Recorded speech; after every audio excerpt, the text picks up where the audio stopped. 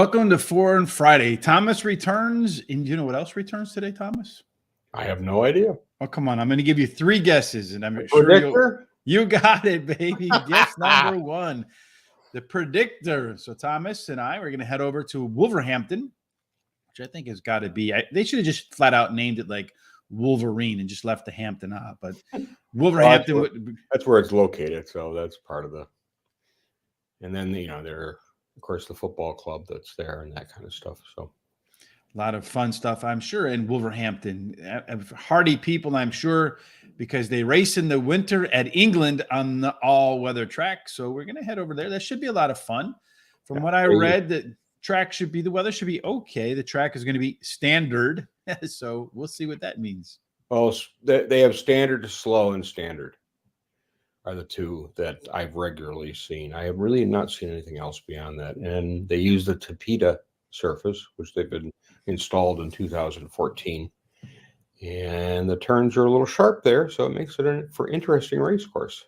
So sharp turns, would you say that would favor than speed? It does at times, yes. Yes, it depends on the race. Longer the race, you're gonna, if you go 1.5 miles, or you're gonna go around 3 turns like we do in this country, around and around and around. Yeah, so to speak. It makes it for an interesting challenge for the jockeys to get position. And as this surface has become more popular, and around the world, because they started out with a fiber sand in the 90s, then they switched it to a poly track, and then now they've got the Tapeta. All right, one quick question before we get on. So I'm sure that a lot of our English fans are into the World Cup, and those around here with the U.S. men's team doing well as well. Goal or not a goal? Oh, I think Japan versus Spain. Well, they already played that. I know, but was it a goal or was it not a goal? That controversial one. You think so? Yeah. Because it was not definitive. They couldn't definitively just figure it out. I don't know. If a player is out of bounds and he's leaning inbounds, just because he's leaning inbounds doesn't mean he's inbounds. He's out of bounds. That ball was completely out of play. Anyway, that's my opinion. Let's talk about our opinions in horse racing today. Thomas, starting with Wolverhampton. This is the 3rd race. It starts at approximately 1:20 p.m. Eastern. Does that sound about right to you? It sounds right. All right. So it's the 3rd race. It is not insomnia racing. Well, this one's in the middle of the day racing. 1:20. Night there, of course. So it's the daytime here. So it's a handicap for 14,500. The Fallon's Fancies Experts Tips. So maybe we should get the Fallon's Fancies Expert guys out here to give us their expert take. But this one is 6 furlongs. If we take a look at the 6 furlong track, looks to me like they're going to start. Is it really 6 furlongs and 20 yards? And they just listed it as 6 furlongs? Yeah. They're going to come here and they're going to turn and come around just like they do in the States. Thomas, you said there are some tight turns. Let's take a look at what your thoughts are in terms of who's going to handle those turns the best. Who do you got? I took number 2, High Velocity is my top choice. Last race, ran 4th by 2.5 lengths. Returning to the all-weather surface. He has done well on the all-weather. 2 races back, he won at Subtle at 4-1. His only win is on the all-weather. So, and he has 7 starts on the all-weather and 4 wins and a 3rd. He's won on this track before, and he ran 3rd. So, not bad. Not a bad effort.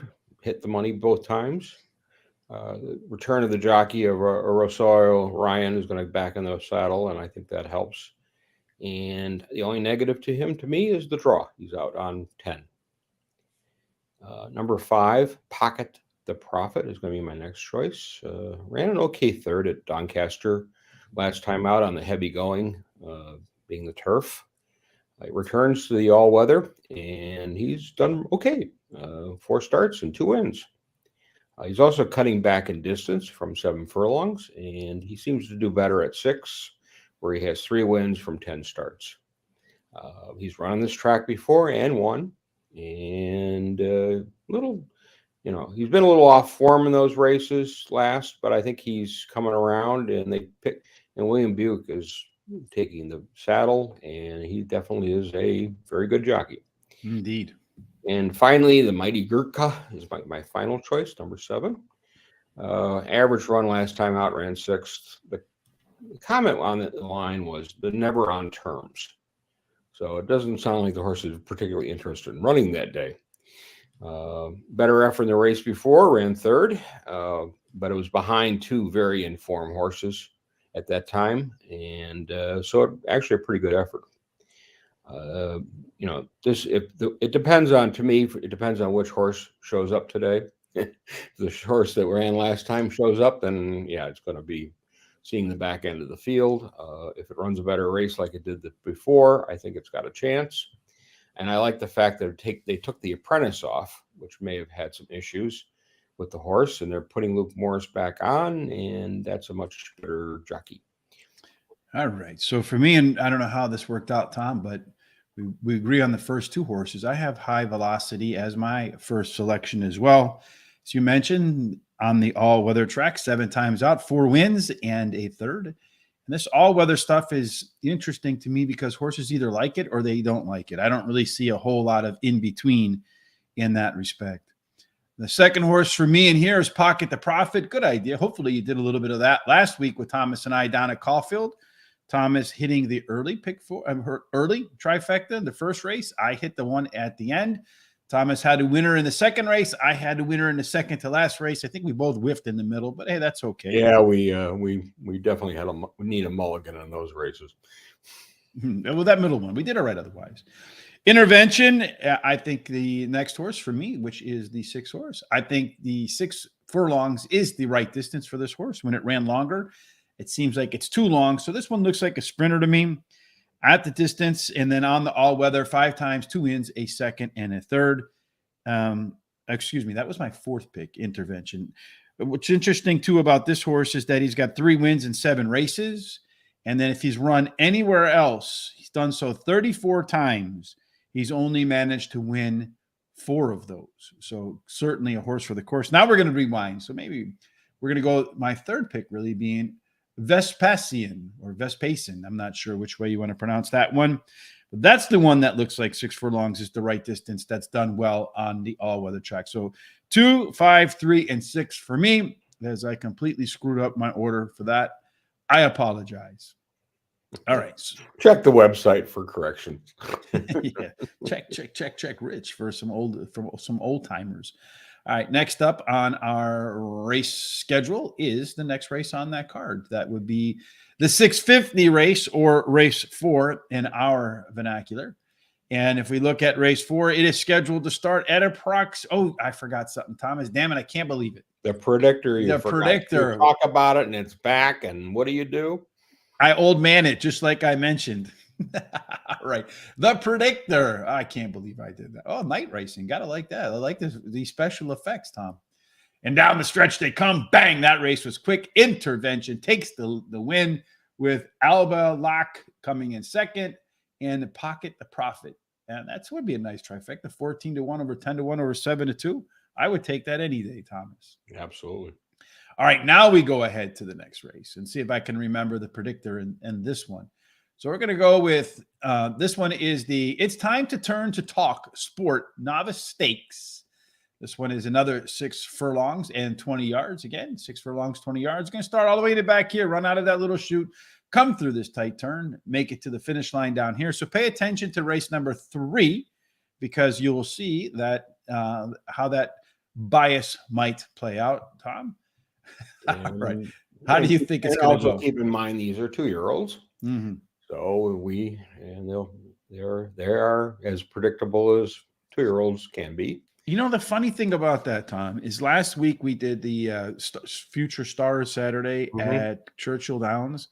And I think of all the race cards we did, that was the most formful race card we've done in a while, where the favorites just kept winning and winning and winning and winning. And they were all 2-year-olds. Yep. Sometimes it happens that way. Yeah, hopefully not today, because I'm not so sure we have the shortest prices on the board here. Tell us which ones you got. I started with number 4. Flag Flying is my top choice. Definitely did not like the going last time out. It was a heavier track, and it was on the turf, and it was just not really to its liking. It's been on the all weather once, and actually ran in a Group 3 race. But the first race was why this horse got bet next time around, because at Glorious Goodwood, this horse won first out. Now, the all weather run had a slow start, and really that just blew the race. But this is an interesting race because there's a horse by the name of Mischief Magic who won it. Now, what did he go on and do? Do you remember? Probably one, I would guess. The Breeders' Cup Juvenile Sprint. Oh yes, when you're challenging the do you remember, for my head that's been whacked way too many times, it's at best 50-50. I will. Yeah, so that actually may have been a little stronger race. That horse did not get a good start out, and that's why I think it'll perform better this time around. Mm-hmm. So it'll be interesting because certainly running in a Group 3 on the all weather was obviously a good test for this horse, as it was for a few others. Number 5, Tenjin is going to be my next choice. First 3 starts were on the turf, and let's just say they were nothing special, except he did finish third in one race, but then they moved him to the all weather, and he ran a first, and he ran a second.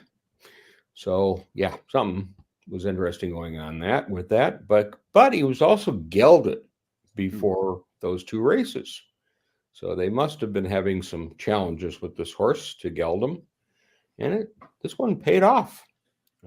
Definitely moving up in class, but his form was excellent on the all weather.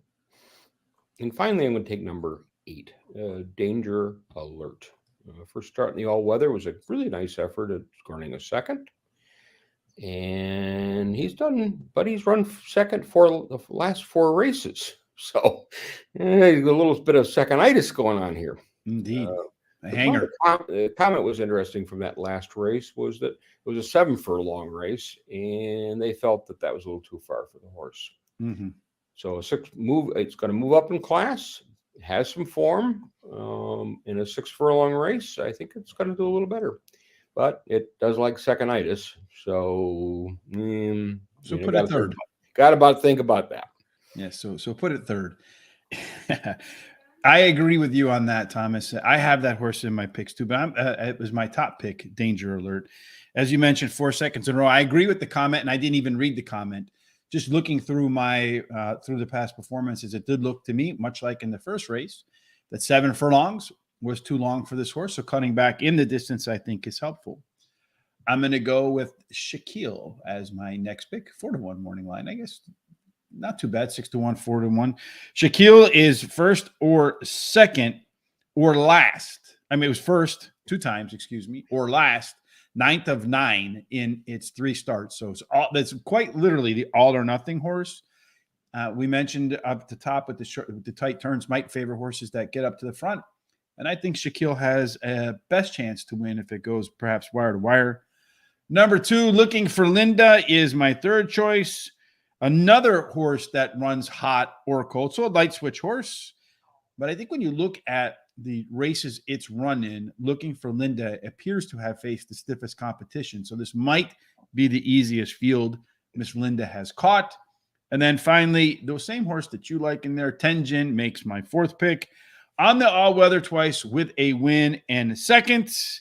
And despite that short resume, it is the top resume in the field for all-weather. And then now I haven't forgotten, Thomas, the Predictor with the night lights. God, I actually love that. And that looks like this race is going to be an easy one for Danger Alert.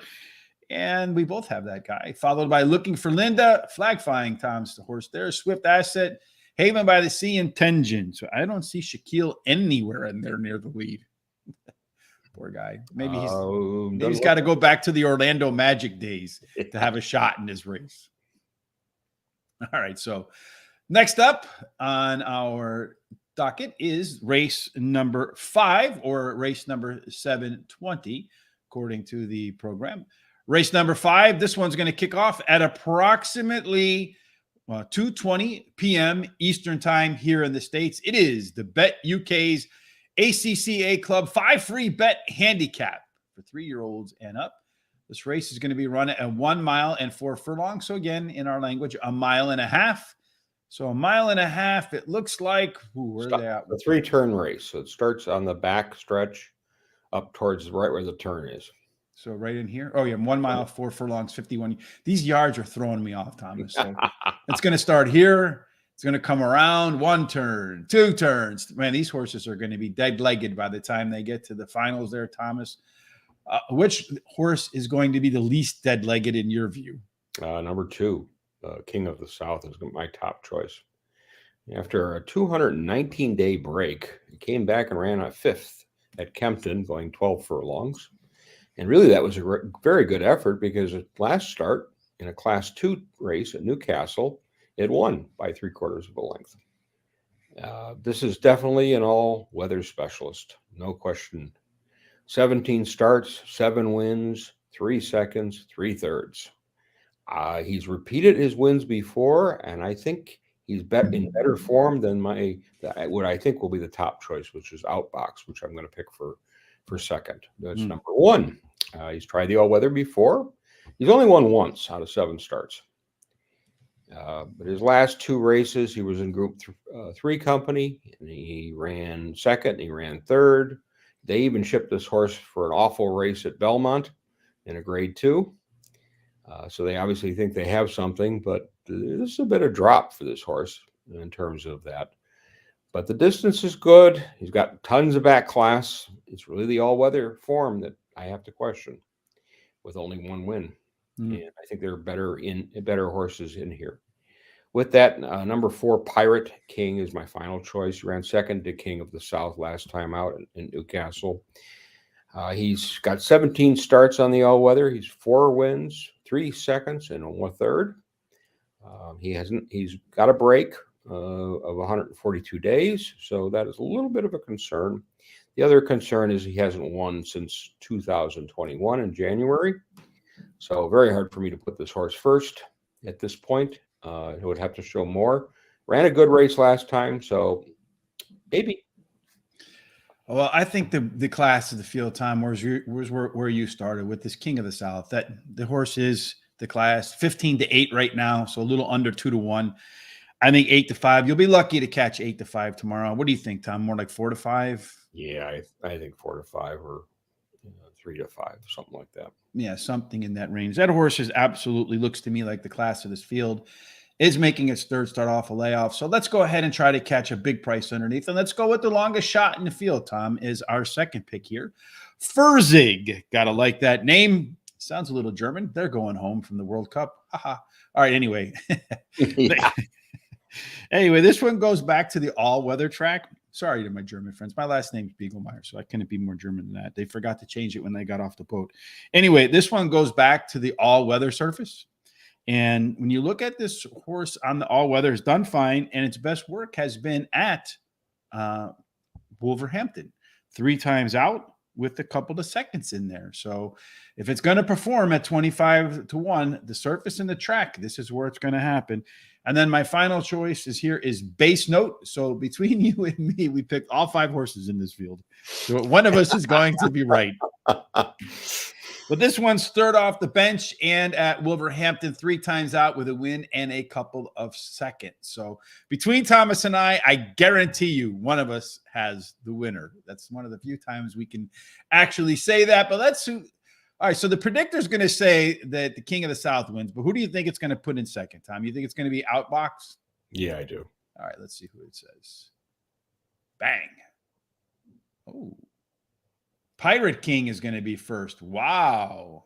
Not King of the South. And then it looks like Outbox and Furzig are going to tie for 4th with King of the South and Base Note. Maybe Base Note looks like it has the nose edge there. The shadow is giving it to that ball is inbounds, unlike the Japanese ball. All right. Next up, race number 6 in our book, 750 for them over in England. This one is going, let me just make sure I got the right screen up on here. So I have This one is the BetUK over 40,000 live streamed races Novice Stakes. Is that going to be how many they stream on Saturday, Tom? This one, I would hope not, because I don't know where they'd find them all. well, there'll be certainly would keep unless you busy. they're doing a lot of reruns. There'll be a lot of broke people too at 40,000 races in a day. Again, this one is 1.5 miles and 51 yards. You got to put that 51 yards in there. Otherwise, the horse that would win would probably finish second by about 50 yards. They're going to come back around 3 turns to the finish line. This race is going to start at approximately is this the race 6, right, Tom? Race 6? Yeah. Race 6 is going to, I had race 5. I was about to repeat the same time. Race 6 will start at approximately 2:50 p.m. Eastern. Again, tired-legged horse is probably at the end. Tom, which one do you think will be the freshest at the finish line? I'm going to put number 6 on top. Carzona is my top choice. Ran 4th last time out, losing by 10.5 lengths. But somebody liked this horse because it was bet down to 5-1, which I thought was interesting. He's gone a distance of ground. And I think this level is where he's done well. And I really think this is going to be the horse's first win in this race. Number 3, John the Pirate is going to be my next choice. This is an interesting one because it's been running in hurdles races. So they're switching to the flats, thinking they can get a win there. Ran second last time out, in a 2-mile plus race. Yeah, I think I read every one of its races were like 2 miles, right? So this is a big cutback in distance. Big cutback in distance, and also trying the flats. I mean, the form is going to be questionable on the all-weather. We don't know, but we know it can get the distance, and we know that it can hit the board. So I'm going to take that angle and hope that's the right formula. Number 5, Vega Sicilia is my final choice. It's tried 7 furlongs, up to 10 furlongs, still maiden, novice level. He ran the handicap level. It was way over his head because he ran second in that maiden, third in that novice, and then 9th in the handicap. So they put him I think they asked too much out of this horse in that last race. But he did beat 7 horses on turf, but he was 11.5 lengths behind the winner. He's ran at Kempton before, which is all weather, and he finished 3rd at novice, going 8 furlongs. So he's going to drop back to the novice level, and I think he's got a good chance of hitting the board. All right. Well, I'm going to go right at the top here. Jack the Savage as my first pick, starting off at a 33-1. Because when you look through the past performances in this race, Thomas, I don't know if you had the same feeling I did, but I wrote down anything can happen here. So Jack the Savage, what's Jack the Savage's advantage? It's a 5-year-old. Every other horse in this race is 3 years old. So should have a maturity advantage. And what's interesting to me, 5-year-old, you would think it would be carrying a lot more weight than the 3-year-olds, but it's only carrying 4 pounds more than all but 2 horses in this race. The other 2 horses, it's, I think, around 9 pounds more. But I think the age difference and the weight difference not being as big as it probably ought to be could be enough for Jack the Savage to capitalize at a good price. Number 6, my second choice, Carzola. This one is unknown. I put this one here because it's only raced one time, Tom. It was a decent race. All these other horses have raced multiple times. So I don't feel like the potential for Carzola. And a lot of those other horses are Dennis Green types.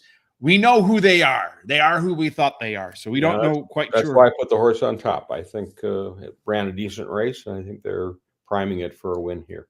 Yeah, I think you just don't know how good or bad it is. So of all the horses here, it has the most upside. Number 4, Star Legend. This one looks like it's going to be the favorite in here. This horse has run 3 times. The bettors have consistently backed it in every single race. That suggests to me, and William BetUK is on here too, that suggests to me that it is a decent horse in a race full of question marks. So maybe you're going to get something good there. And finally, your same horse that you ended with, Vega Sicilia, probably been facing the toughest competition out of any of the horses in this field, and certainly facing tougher competition than anything that it's seeing in here, minus the unknown 6 horse. All right, so the predictor here should be kind of interesting because I do think this is an anything can happen race. Let's see if either one of our two bombs anywhere near the finish line at the end. Ooh, that guy's going to win easy, Tom. Sunstone, and guess which horse neither one of us have? Funny. All right, well, let's see. We weren't even close on that one because I didn't think it had a chance at all. Well, you said it looks like the 6-4 favorite right now. So neither one of us have the Sunstone. Let's see if the predictor is right or Thomas and Rich can actually outdo the AI in this case. Race 7, the final race on the card, 8:20 their time, which is going to be approximately 3:20 p.m. Eastern here in the United States. This is a mile and a half. Again, on that 1 mile and a half and 51 yards. You can't forget that 51 yards. You'd be a little bit of trouble. If you're only running a mile and a half, you're going to lose. So it's going to come around 3 times. Again, finish at that stop sign down here. Tired horses once again in the final race of the day. Tom, what do you say? How do you figure out you're going to close this one out? I'm going to take number 5, Queen of Panama. Winner of the last 4 races. Mm-hmm. 9.5 furlongs, 10 furlongs, and 12.5 furlongs. Winning margins have been between 2 lengths and 4 3/4 lengths. It's definitely a step up in class here, but getting weight off because it is stepping up in class. And kind of hard to pass on one that's just been in form all along. Yeah, it looks good. Number 2, a day here is my next choice. Tried the class 3 level handicapping without success, ran a 6th, and by 3 lengths, and it was 25-1. But it ran 3rd, 2/3 in the starts before at this level. So I think it's more suited. When they stepped it up to the class 3, now class 4 seems to be where this horse does. The other thing is this horse just wins and wins and wins at this track. It's got 12 starts, 5 wins, 1 second, 1/3. Never been in the money at any other track. Call that a horse for the course. So it's dropping a little bit in class, and I think maybe this is the right spot. Mm-hmm. Finally, I'm going to take number 1, Barroway, my final choice. They just switched trainers with this horse, and it won last time out at Windsor on the very soft going. He's running the all-weather before, and he not won, but he's 3 times, 2 seconds, and 1/3. And those races were at 8 furlongs. So a little longer today. He's running the turf okay, but with 2 wins and 1/3 and 7 starts. But I think the switch back, it can be only a positive, and he's done well, just never won on it. So let's see if they can get a win. Indeed. Well, I think who's going to get the win is Queen of Panama as well. As you mentioned, Tom, this horse just looks to be in great form. 1 4 in a row. So let's see if it can make it 5, though. That could be a task sometimes because winning 2 in a row is pretty difficult. Well, I don't think it hurts to have William BetUK up. No, that's a pretty good sign. The next 2 horses for me are both the same story, just one that you told already with the here. These guys are horses for the course, as you mentioned. The here, 5 wins in 12 races at Wolverhampton. Tried other tracks 10 times, and it's got an offer with only a 1/3 in there. And then Atmad, the 3 horse, this guy is run at. He's got almost the same record as the here at Wolverhampton. 12 times out, 5 wins, a second, and 2/3, so an additional 1/3 there. And then he run anywhere else 34 times and only managed to hit the winner's circle in 3 of those races, 3 seconds and a couple of 1/3. So a pair of horses for the courses there. And then I like the 6 horse just as my next one, my final choice of the day. Knowlton Cross looks to me like a horse that's improving right there. Let's see. For every pound, it equals a half a length or 1/5 of a second, Tom. That's what Charles says. Do you think 1 pound equals a half a length? He's taking from a trainer's point of view. Mm-hmm. My reading on it, and this is from an English source, was that it's a half a length for every 5 pounds. A half a length for every 5 pounds. Yeah. Mm-hmm. I figured it's somewhere between a half a length and a length. Really, the way I look at it is, it does the for me from watching racing and looking at the weight. It seems to me that weight breaks are. I think you get more from them from a horse that either has a lot of early speed or has a lot of late speed, not one that necessarily gradually works its way through the crowd. So I feel like if a horse is carrying less weight, it's able to maintain its speed longer, and it'll have additional energy at the end if it's not carrying as much. I don't know that I've seen that it really has much of an impact for a horse that makes a big mid move. That's been my experience. I haven't really put the data down on paper to see if it's just anecdotal or actual empirical. All right. The final predictor of the day, Thomas, is it's going to say that the horse we both agree, the 5 horse is going to win. Let's see if I'm right. I'm wrong. No, why is it all the way? Oh, because it's on the rail. All right. Queen of Impala does get this race with the here close second in there. And then finally, Obistian Knight, a horse neither one of us has, going to clean up the trifecta. I think we almost should have the horse in there freak out just because of the name. It's a perfect name for this show. Yes, and for also some horses, the way I bet them sometimes, they just freak out. Well, sometimes it's the way I feel after a race. I freak out because you wonder why a horse that goes out in 21 and change in a 1.5 mile race, what are you doing? In any case, I know what we're doing next week. Finishing that race. Yeah, and you're not going to. I know what we're going to do next week because we have a little bit of a preview. Tell us about next Foreign Friday, Thomas. Next Foreign Friday, we're going to cover Chaten.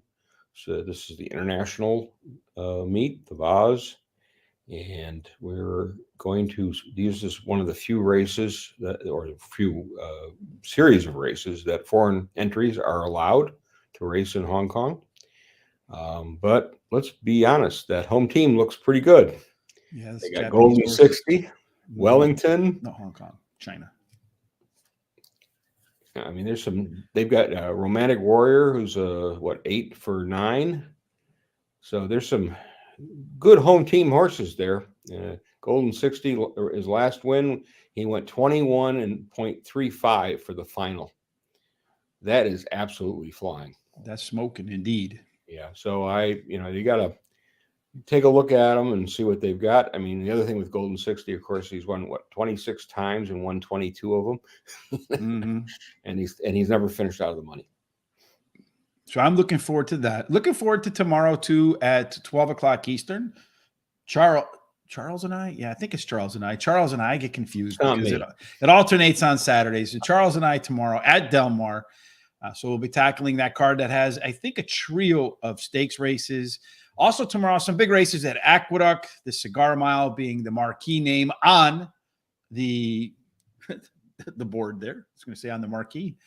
So you can check that out, a guaranteed tip sheet. We have a wagering guide, a lot of great detail in those 4 stakes races. There's a link on to guaranteed tip sheet all over the place at horseracingtoday.net, or you can go to guaranteedtipsheet.com. Tomorrow, if you like college basketball, college football, hockey, picks with the professor. Again, a link in the description down below. And you got to go check out his plays on TikTok. Speaking of TikTok, our Jamie has put together some great content on TikTok, some shorts that we've posted as well on our YouTube channel. You can get those at Horse Race Today, the number 2, on TikTok and on our social sites that you see streaming down below there. And of course, make sure if you haven't, you subscribe while you're here on YouTube, hit that bell, tell your friends about us, follow us on our social sites. Thomas, did I miss anything?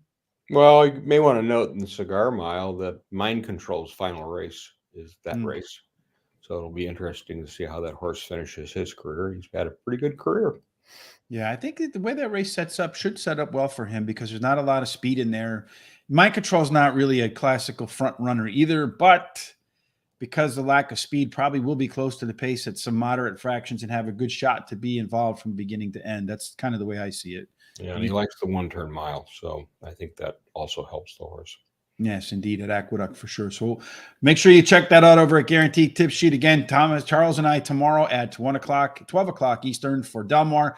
Charles returns on Monday. We're going to flip the schedule a little around. Charles and I will do Parks on Monday and Tuesday. not quite sure what Terry and I will do on Wednesday and Thursday, but we'll make sure probably Tampa Bay and Aqueduct, same schedule we did last week. Again, tonight at 10 p.m. Eastern, myself, Jared, and Sean get together for Week 13 in the NFL. All of our picks there. Sean and Jared need a big bounce back, but we all got off to a good start last night with the Patriots and the Bills. So make sure you check in on us for that if you're going to bet some NFL. All right, Thomas. Are you also factoring in the weather on some of these? A little bit. It depends. I use the weather more necessarily on like the over and unders than I do on who's going to win, because the weather impacts both teams the same. But it can probably impact. So I think the better team is still the better team despite the weather. But I think sometimes if it's a little bit too crazy weather, the scoring can come down, especially if there's 7 feet of snow. But in that case, they go play in Detroit. Yeah. They didn't really have much choice. Can you imagine trying to shovel out the stadium? Well, they tried to, I guess, but they couldn't do it. They couldn't do it. No. And then the players needed their neighbors to help them shovel out just to get to the airports, to get out of there. Which was kind of interesting. I couldn't imagine 7 feet of snow anyway. I mean, can you imagine you're Shaquille O'Neal and you go outside and the snow is like to your eyes? It's got to be like completely insane. Well, I mean, it's not so bad. If you have a two-story house, you just go out your second-story window. Yeah, and it's right there too. So just a normal step down. All right, Thomas. Well, that takes us wire to wire on Foreign Friday.